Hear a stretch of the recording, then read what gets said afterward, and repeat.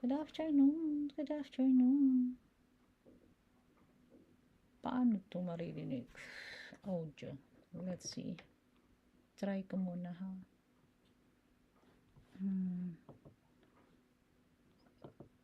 If we have audio, okay. So, let's watch this guys. Panoorin nyo yung argument dito. Ang masyadong nakaka-brain na at saka ang galing magpaliwanag ni Cliff. Let's find it. Let's watch this. And this girl is so, I don't know, ignorant. She need maybe, yes, kasi nga naman ang mundo ngayon, ang natututunan ng mga kabataan is ibang-iba na. Okay, let's watch this.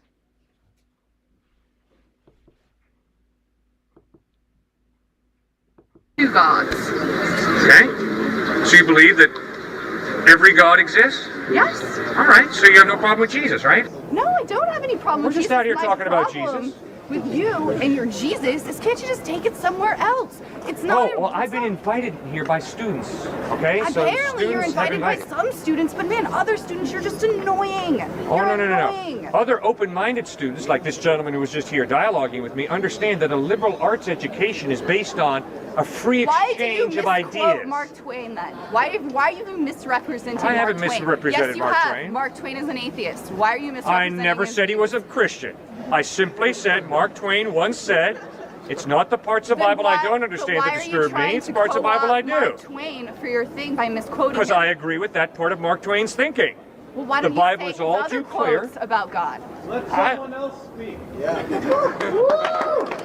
don't really want to. All right, I'm talking with you, you're talking with me. Okay, now, what do you think about Jesus Christ? I think he's a story, like any other story.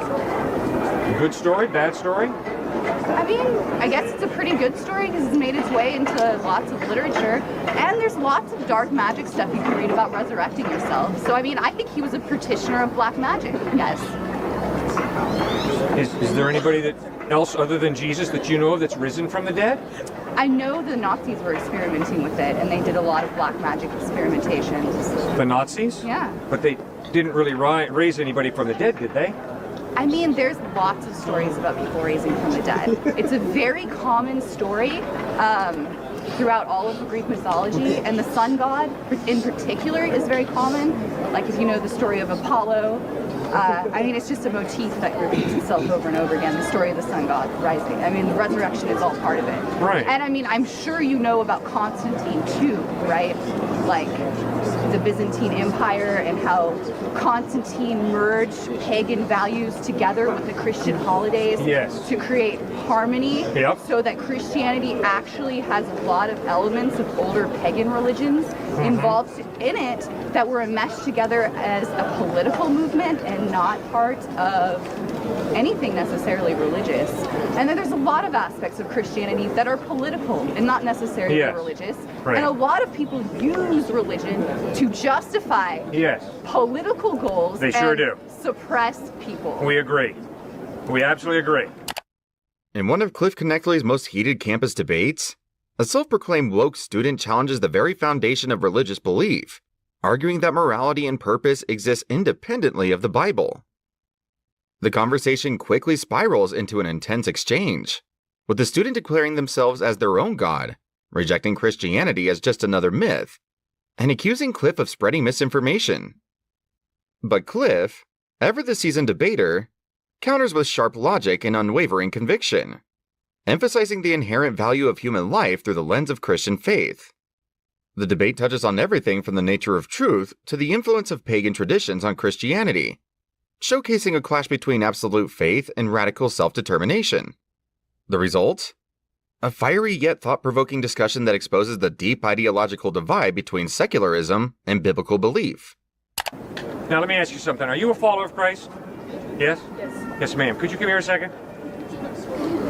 Now, why would this woman be a follower of Jesus Christ in light of the fact that 100 years ago, in this state, in this country, white Christians oppressed her great-grandmother and great-grandfather. See, I would argue that this woman has a real open mind. This woman is not going to give a white Christian racist the power to turn her off to the true Jesus Christ, who did not have a racist bone in his body. Instead, in his best-known parable, the parable of the Good Samaritan, found in Luke chapter 10, Jesus makes a direct frontal attack on racism. So you see, this woman has not given people who've abused Christ, twisted Christ, the power to turn her off to the true Jesus, who didn't have a racist bone in his body, who attacked racism, and communicated that all people have equal value because we're all created in the image of God. And I would argue that she's had her culture stolen by white men like you, who have suppressed her mother homeland religion and her African roots by telling her the ethocentric view of Christianity Okay, good. she must accept to fit into your society. Good. Now listen to her speak. And I've spoken? Now, ma'am, have you accepted Jesus Christ into your life because white people have forced you or brainwashed your mom and dad? No, it's clear. You can look at the Bible and see that he obviously doesn't agree with slavery. Good. And that slavery was taken out of context and twisted what the Bible said to fit something that was economically profitable at that time. Does she sound brainwashed to you? Do you know your ancestors? Do you know your great-grandmother, your grandmother before that? Do you know where they came from? Yeah. And where did they come from? What's their history? Africa being brought here as slaves. And do you know anything about their oral traditions? Do you know what they believed in Africa? Do you know what tribe they belonged to? Or has your history been stolen from you? Just because I'm not there now, that's not to say I would still be there even if people had, even if the slave trade hadn't existed. That's not to say that I would have stayed in Africa anyway. I could have ended up in Europe or here just as easily. But do you not want to know about your ancestors and their time when they were in Africa? Do you not think it's worthy? Do you not think their culture is worth something? Or do you prefer the culture that has been given to you by the white people? I don't think making me a follower of Christ means I don't want to know my history and ancestry. Maybe you haven't sought out that information. I can tell you everything about my ancestors. Okay, that's not a case for against Christ anymore. If I could do the research and tell you history about my ancestors as well, that's still not going to change the truth of Christ. That's a very good point. Did you get it? Yeah, I think I got it. Good. Think about it. That woman spoke truth. I come from Switzerland. My dad was an immigrant from Switzerland. It doesn't change Jesus Christ. Just because you come from Africa or the Middle East or Europe or South America or Asia doesn't change the truth about Jesus Christ. I think I make my point pretty clear. She has her history robbed from her by people like you who try to present their narrative of history that is incorrect. Oh, I've heard that point made by you, yes, but I've also heard her state very clearly that she has no problem studying her history, and she can study her history anytime she wants to and delve into it as deeply as she wants to. And I hope that you will respect her freedom to study exactly what she wants to study, when she wants to study it. And I hope that you would not be so manipulative as to denigrate her by saying, if you haven't studied something, then you're sad. Your thinking is rather denigrating of this woman, and I don't agree with you. Well, I have far more respect for her than you do, obviously. Obviously, since you're saying it, that's your claim. No, you're accusing her of being brainwashed and hoodwinked by white people and white oppressors. She's a free, autonomous individual who thinks what she wants to. And we both agree that the white folks who, in the name of Christ, enslaved her grandparents or great-grandparents were totally contradicting Jesus Christ. And it was tragic and evil. And by the way, it wasn't relatively evil because I'm an enlightened, liberal white guy. It's wrong because all human beings are created in the image of God with an innate value, and the enslavement of African Americans in the United States was absolutely evil, not subjectively evil, because I happen to have a degree from an American university. Who gives a rip? It's not evil to not give rights to homosexuals. I, as a follower of Christ, respect the right of a homosexual as a human being. You called their sex bestiality, man. No, I did not, and that is you are so intellectually dishonest, that's scary. I did not. You compared them to having sex with I did not compare that at all. In this fiery exchange, Cliff Connectly takes on a heated challenge about race, history, and faith, as his opponent argues that Christianity was forced upon African ancestors by white oppressors. But Cliff flips the argument, emphasizing that true faith isn't dictated by race or historical oppression, it's a personal choice. The debate intensifies as a black woman speaks up, asserting that she follows Christ not because of coercion, but because of her own conviction. Cliff defends her autonomy, pushing back against claims that she's been brainwashed, while also condemning the evils of slavery as a contradiction of Christ's teachings. The discussion then pivots to morality, with Cliff making a bold point about objective truth. If morality is relative, then what defines right and wrong? The conversation gets heated, accusations fly, but one thing is clear. This isn't just a debate about faith, it's a battle over history, free will, and the very nature of truth itself. Why can't you say you like No, you can read it for yourself. Read Romans chapter 1, 1 Corinthians chapter 6, 1 Timothy chapter 1, and it's very clear like homosexuals? Are you that making that statement? the practice of homosexual sex is communicated in the Bible So as being are you wrong. condemning homosexuals? No, I don't condemn anybody. It's not my Okay, job to condemn then anybody. Why can't you say homosexuals are great, equal beings, and we love them as much as everyone else? Oh, I can promise you, homosexuals are equal to all of us in value, and I love homosexuals, and I invite homosexuals to come to the church where I'm a pastor. I have homosexual friends who I treasure. So I don't know where you're getting off with this whole idea that if you follow Christ, you have to hate homosexuals. That's totally baloney. If you follow Christ, you have to love homosexuals.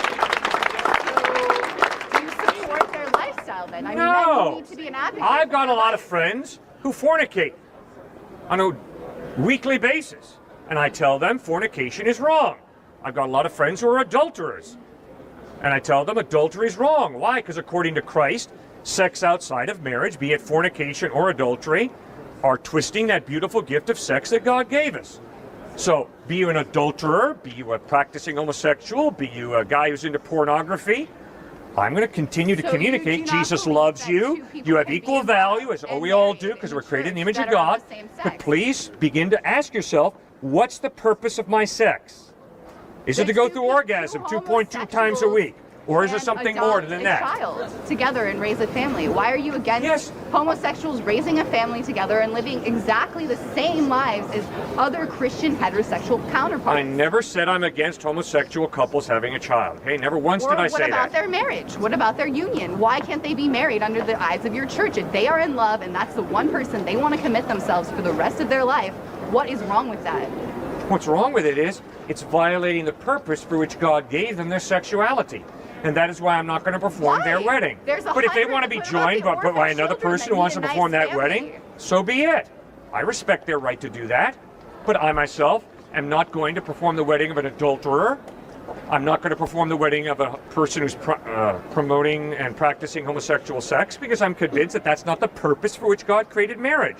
That's But why. you do realize there's a huge problem with overpopulation. I mean, these homosexual couples could adopt children that otherwise would not have homes. They'd be out on the streets starving. They could give them an amazing life. And you're not for that? You're not No. for that because the idea of sex is to make more people? It's not the idea of sex to make more people. Well, that's what you just said. No, I did thought not. that sex was an act of love to show another person, but according to you, it's to make more people. Never once did I say that. You're totally misquoting me. You don't listen well, ma'am. Never once did I say the purpose of sex is to have babies. Never once. Then what's the purpose of sex? Thank you for asking that good question. I appreciate it. So I can get it directly from you. You bet. Thank you. Okay, the first reason for sex is that a male and a female make a lifelong commitment to each other so that companionship replaces loneliness. The second reason is that they might enjoy sex and the physical pleasure of sex as a gift from God. Third reason is so that they might bring children into the world. But you That said have- that was not. I mean, you can't really put that out there as a point because you said the purpose of marriage wasn't to produce children. I mean, you just said that, so now you're backtracking on your point. You're adding a point. These guys listen well. Hear what they're saying? I never said that God gave us marriage for But- just sex. Okay. What I'm if saying a is the first reason is homosexual companionship, couple the can meet second all reason your is reasons? pleasure and enjoyment of each other. They can do The pleasure. third reason they is can adopt sex. children, and they can and give having themselves children. companionship. And as long as they're committed to each other, what is your issue with it? The issue is simply that the purpose for which God created our sexuality was for a man and a woman to enjoy sex within that context. My heterosexual sex drive does not motivate me to have sex with just one woman. It's scientifically proven that my heterosexual sex drive motivates me to have sex with as many good-looking women as I possibly can. Now, as a thinking human being, I have to ask the question, but what is the purpose for which God gave me my sexuality? It's a question of purpose. So would you support if they got a sex change operation and then entered the union? I don't think that anybody has to have a sex change operation. Well, I mean, they do to be with the person they love, according to you. I mean, No, because it's between once a man again, you're and a putting woman. words in my mouth that I never said. You have a tremendous ability to misquote me. So I would ask you to listen more carefully and stop misquoting me. I try to listen to you and not misquote you. If you could return the favor, I'd appreciate it. So, the question for my homosexual friend and for me is, what is the purpose for which God created our sexuality? And according to Jesus Christ, the purpose is for a male and a female to make a lifelong commitment. He quoted Genesis 2:24. Now, the good news is that God loves you. And he sent his only son Christ to bleed and die on a cross to forgive you and to forgive me for our sin. So why not put our faith in Christ? Don't you think that'd be a wise decision? No, I think that you should put your faith in yourself always. Okay, the reason I think that's an unwise decision is because the evidence is that although at times I do good, at other times I do evil. At times I love the rational, but at times I dabble in the irrational. In this intense exchange, Cliff Connectly takes on a controversial debate about homosexuality, marriage, and the biblical purpose of sex. The student challenges him on whether Christians truly love and accept homosexuals if they don't support same-sex marriage. Cliff firmly asserts that he loves and values all people equally, but upholds the biblical teaching that sex and marriage were designed for a lifelong union between a man and a woman.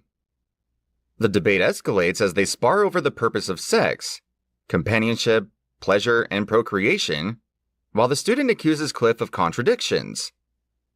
As tensions rise, Cliff pushes back against misinterpretations of his stance, emphasizing that his belief isn't about hatred or exclusion, but about staying true to what he believes is God's design. The debate becomes a battle of definitions, interpretations, and deeply rooted convictions, leaving the audience to wrestle with their own views on faith, love, and I morality. can see how evolution is directly in contradiction with the gospel. I mean, it's entirely possible that it's in God's plan for one thing to turn into another, and Okay. here we are. The Bible never answers the question, what process did God use to create? So therefore, I can't tell you, well, the Bible says that this is how God created, because the Bible doesn't say. So I'd be filling in the gaps. That'd be dishonest, right? I can't say the book says this when the book is silent.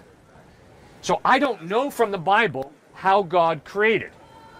So I turn to science to understand what is most probable, what is most likely in light of the evidence. Does that make sense? See, why is this valuable, this wristwatch? Because it was made for a purpose, to tell time, keep time, right? But if it's just an accidental collection of metal and glass, it doesn't have any real value. See, there's got to be purpose. And if there is no God, there's no purpose for you or me. If that watch appeared out of thin air, it Yeah. wasn't created with a purpose, but it exists, and to you, it serves a purpose. We're here. Right? We're capable of feeling love, giving value, which is something that's in our heads. Yes? So value exists because we exist. Okay. And that's what I'm arguing. I'm arguing you exist, and your experience of reality is that life has got to have purpose. Because there's an innate drive within you for purpose. And I'm saying that's a piece of evidence that God has left that he exists. Because you know you're not just an accident. There's longings within you for meaning and purpose. In fact, you can't live your life without attaching meaning and purpose. So if meaning and purpose are so important to you and to every single one of us, Is that not God knocking hard on your door saying, open up, I'm here, I created you for a purpose? The reason I cannot be an atheist, say there is no God, is because there are 6 miracles that every atheist believes in, but there's no miracle worker. First miracle, existence comes from non-existence, the Big Bang. What's before the Big Bang is nothing. The problem is there's only one thing you get from nothing, and that is nothing. You never get something coming from nothing.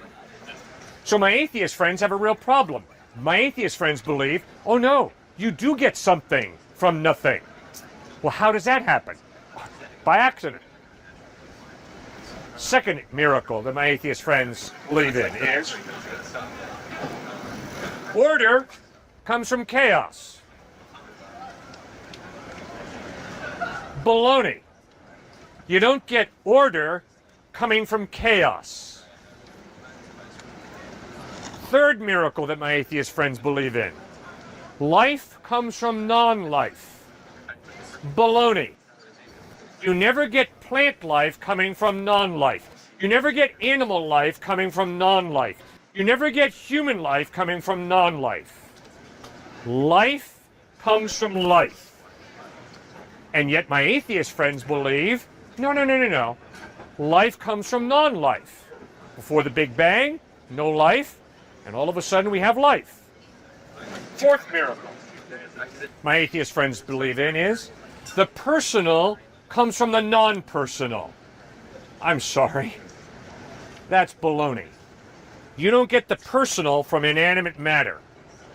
You get the personal from a person, not from inanimate matter.